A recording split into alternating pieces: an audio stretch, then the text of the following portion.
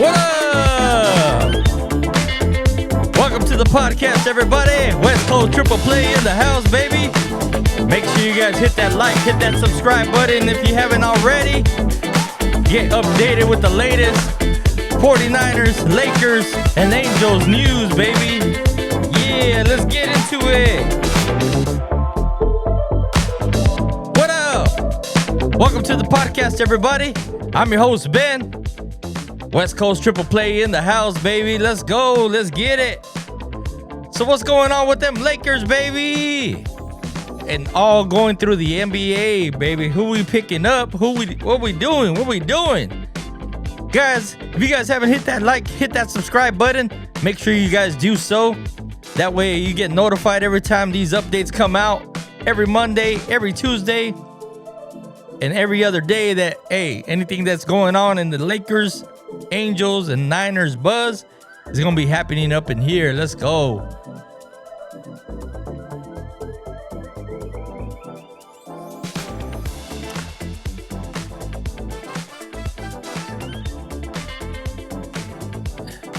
So what's going on with LeBron James? He's officially opted out. I'm sorry, he's officially opted in. My bad. So he's officially opted in into the 2025 season at $52.6 million, signaling his intent to continue his title chase in LA. Austin Reaves has declined a 4-year, $89 million extension, making him a potential trade chip or a free agent in 2026. That's right. The Lakers used a draft day trade up to number 36 and selected athletic wing Adu Thiero. That's right. Dorian Finney-Smith, he declined his player option as well. Lakers are reportedly among teams still trying to sign him. Deandre Ayton hit free agency via buyout. Lakers are being linked as a possible destination thanks to a mid-level exception. Yep, so we're trying to get that center, baby. Trying to get that center coming in. So what's going on in the NBA, bro? Everything's being shaken up right now. Kevin Durant, 36. He's been traded for the Suns. Traded from the Suns, my bad, to the Rockets. A major shift in Houston. Sending Jalen Green, Dylan Brooks, and a first-round pick and 5 second-round to Phoenix. That's crazy, huh? Kristaps Porzingis moved from the Celtics to the Hawks in a 3-team trade, shifting big man dynamic in both the East and the West. That's crazy, bro. Porzingis, I've always liked him. He's a pretty decent cat, man. CJ McCollum has been traded from the New Orleans to Washington, with Poole and Bay swapping the other direction, reshaping backcourt depth in the East. It's crazy, huh? So what's going on with the Lakers offseason compass? Center hunt intensifies. Lakers reportedly strong interest in Walter Kessler, but Utah demands young assets. Ayton's buyout adds another option, so hey, we might go after Ayton. Who knows? Roster stability is tenuous. LeBron staying, but Reaves and Finney-Smith both declined options. I'm sure they're trying to just get more money. I mean, if Austin Reaves becomes a free agent, he's eligible for that max contract and stuff like that. Pelinka may need to re-sign or retool via trade. So hopefully, hey, if anything, we can put them in the trade mix and get something back in return before they hit that free agency market. You know what I mean? Free agency window opens up July 5th. Lakers hold only mid-level exceptions, so landing a center like Ayton or signing Finney-Smith depends on smart cap strategy. Yeah, so they got to be wise about what they're doing, who they're signing, what they're gonna do, who they got to move around. But what do we got to watch? Whether LeBron sticks around longer or hints at emerge. he may push for a timeline rebuild. You know what I mean? Any rim protection trade, Kessler, Ayton, or smart buyout signing to balance Luka and LeBron.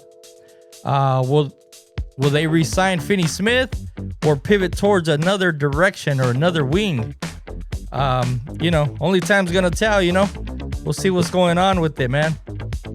But yeah, takeaways from this. This is from the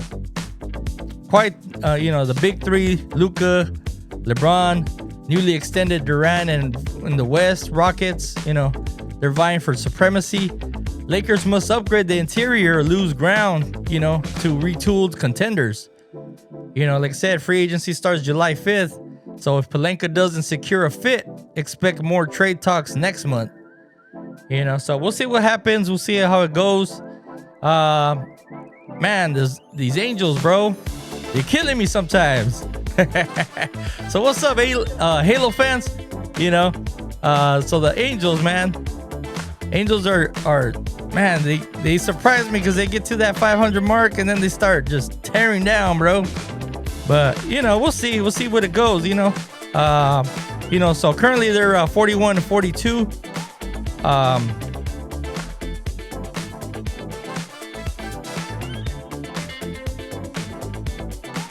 So currently they're 41-42 in the division.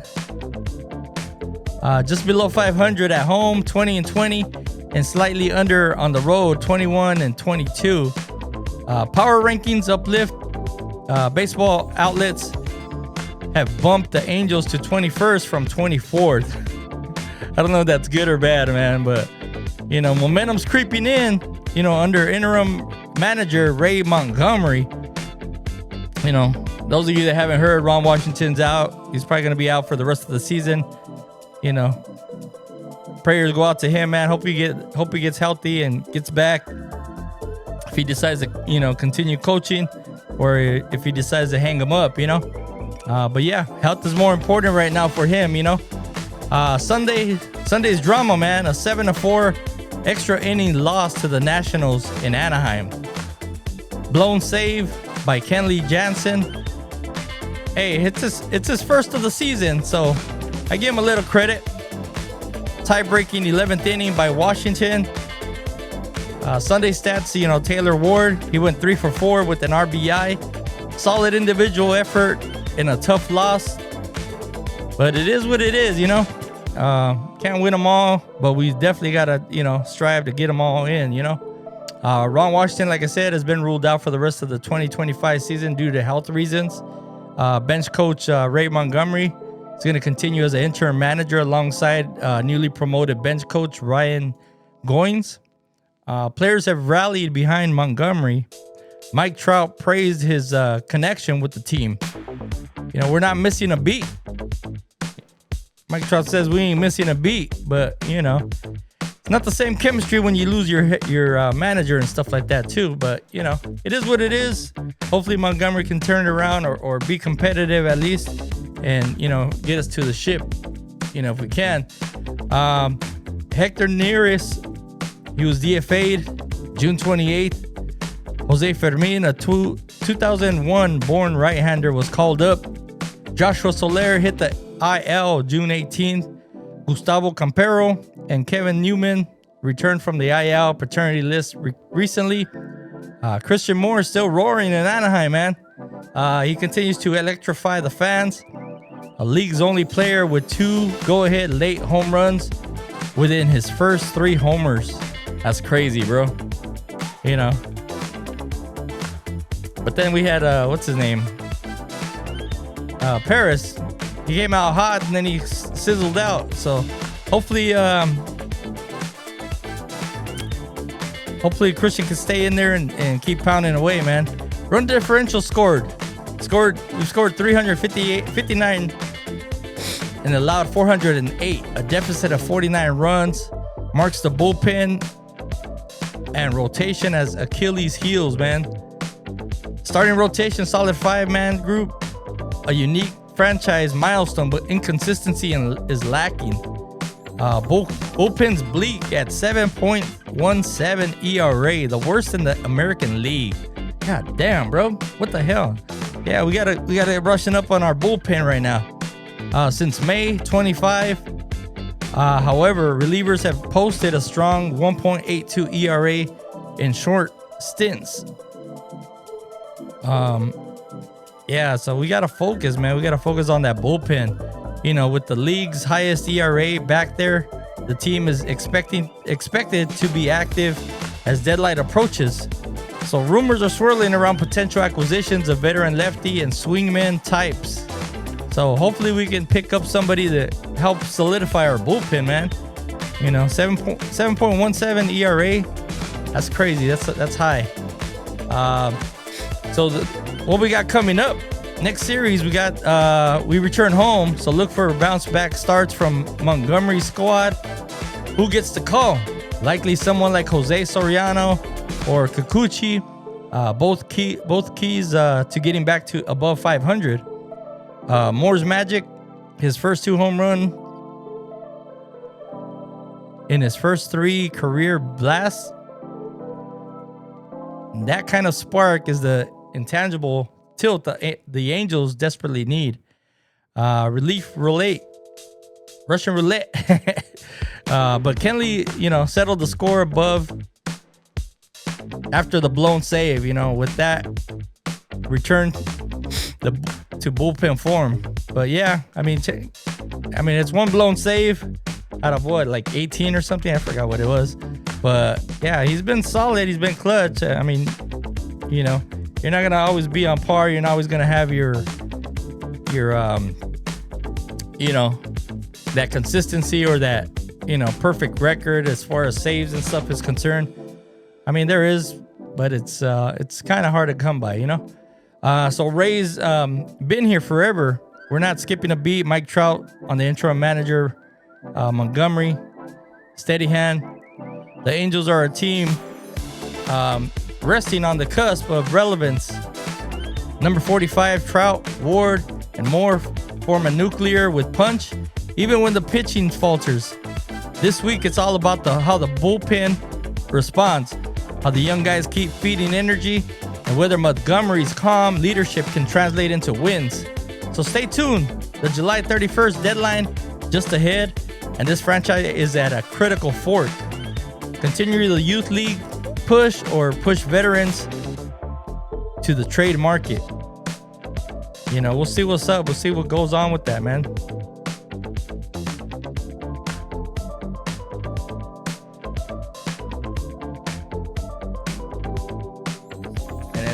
We're moving on. What's up with them 49ers, baby? So big stories right now going on. What's the big story this week? Mac Jones, the former first-round pick, is in the camp working hard to revitalize his career under Shanahan and the QB's coach. They're fine-tuning his fundamentals, and he's been putting in extra film sessions to show how he can be trusted as QB2 behind Brock Purdy.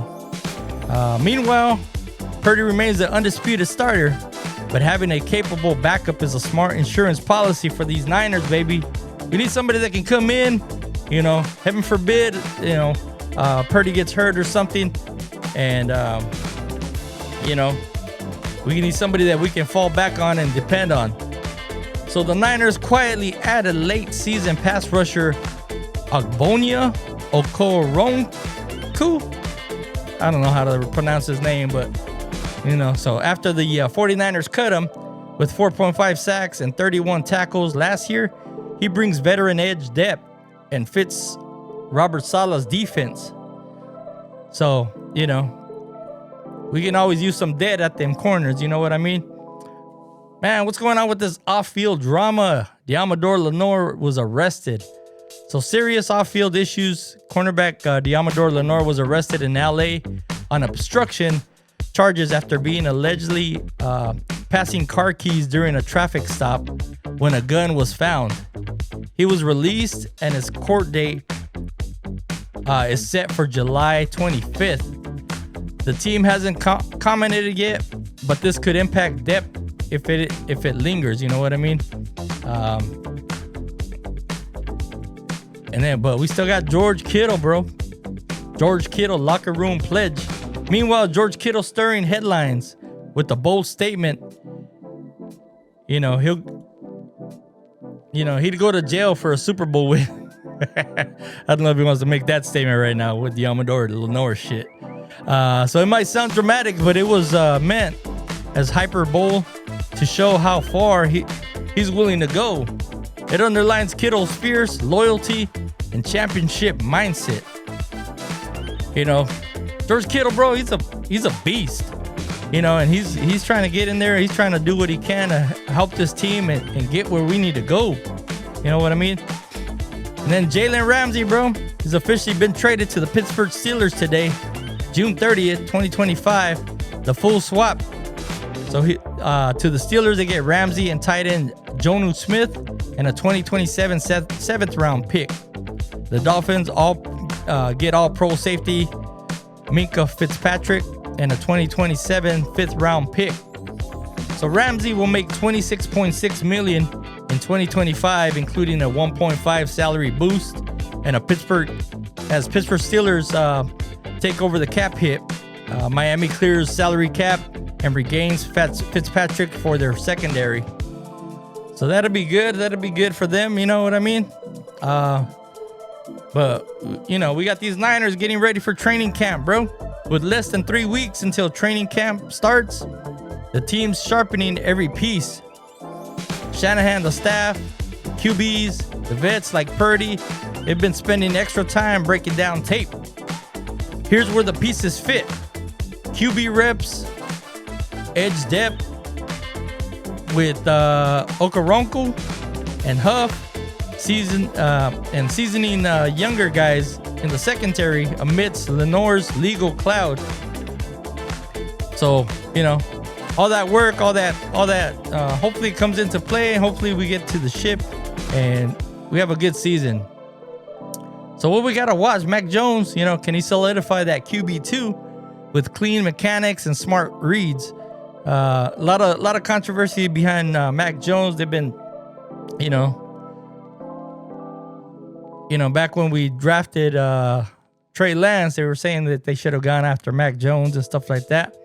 But it is what it is, stuff happens for whatever reason. Maybe it was in the cards for, Mac Jones to eventually come to the Niners. We'll see how that goes, see how his stay is here with the Niners and go from there. The Lenoir situation, will it affect camp availability or game day depth? Only time will tell. Okoronkwo integration. Can he provide rotation pass rush force? Kittle's mentality. That statement speaks to the competitive inner vibe in the locker room. As one of the captains, man, that dude's putting in work, and he's gonna take care of it. You know what I mean? But that's gonna wrap it up for today's update, guys. QB spotlight on Mac Jones, new pass rusher, Lenoir's arrest, casting a shadow, and Kittle's bold pledge to reinforce the team's culture. Training camp is just around the corner, so stay tuned as we dive into positional rankings, roster health, breaking news. Don't forget to subscribe, drop a rating. We'll see you on the next time. Let's go, baby. Niner gang. Yeah. Thanks for tuning in, guys. Make sure you guys hit that like, hit that subscribe button for all your Lakers, 49ers, and Angels news, baby. Till then, catch you guys on the next one. We out, baby. Peace.